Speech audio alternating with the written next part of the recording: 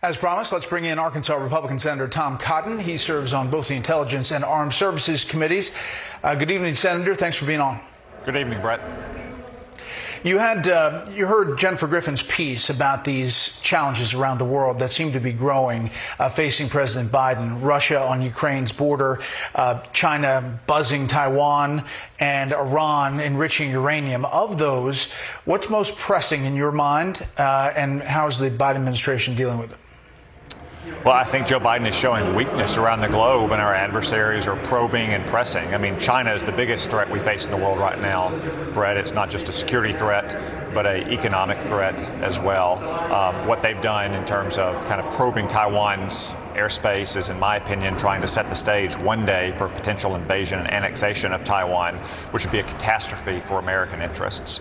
But you see with Russia that Joe Biden, go ahead, Brett.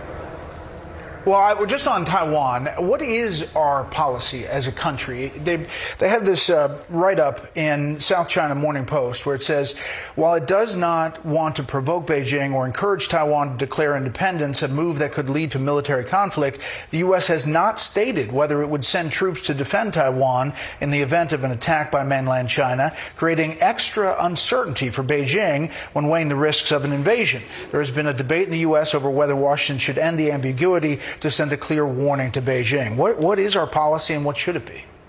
Brett, we should end the ambiguity. We should be perfectly clear to the Chinese communists. We will defend Taiwan if China tries to invade and forcibly annex it. It's true that for many decades we've had a policy of what's known as strategic ambiguity, not showing our hand either to Beijing or to Taiwan's leaders. But things have changed. The People's Liberation Army is now capable of executing an invasion of Taiwan. So the only thing really restraining Xi Jinping, China's leader, is what the United States will do. Likewise, Taiwan has completed the transition from military government to being a vibrant democracy. We should stand by the only democracy on Chinese soil, and we should make it clear that we will come to Taiwan's aid.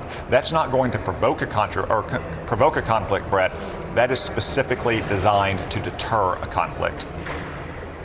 And on China, you were one of the first to send up a flare about the possible lab in Wuhan being possibly the source of COVID-19. Josh Rogan wrote a book about China. He was on with Brian Kilmeade's radio show today. Take a listen.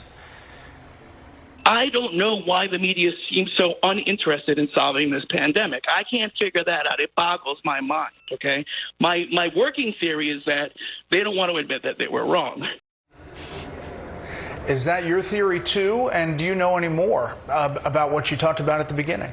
Well, our friends in the blue media, Brett, don't like to admit error very often, but even the Biden administration is now citing the possibility of an accidental leak from those labs in Wuhan as one of the two possible theories of the origin here. To me, all the evidence still points to that. We may never know because the Chinese Communist Party probably destroyed the physical evidence.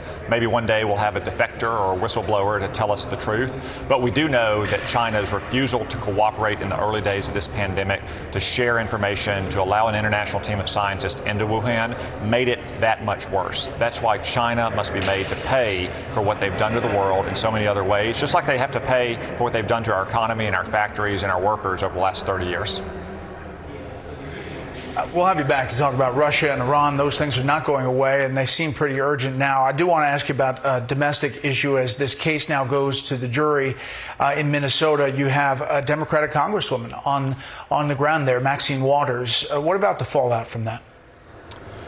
Well, Brett, I don't want to prejudge the case now that it's with the jury, but I will say it's appalling to see a senior Democrat in Congress going out of her way to Minnesota to fan the flames in the streets. And it's incumbent upon the local leaders in Minnesota, the governor, and if necessary, Joe Biden, to ensure that there is no rioting or mob violence, whatever the jury decides in this case, because there is no grievance, there is no perceived injustice that is a fit object for mob violence.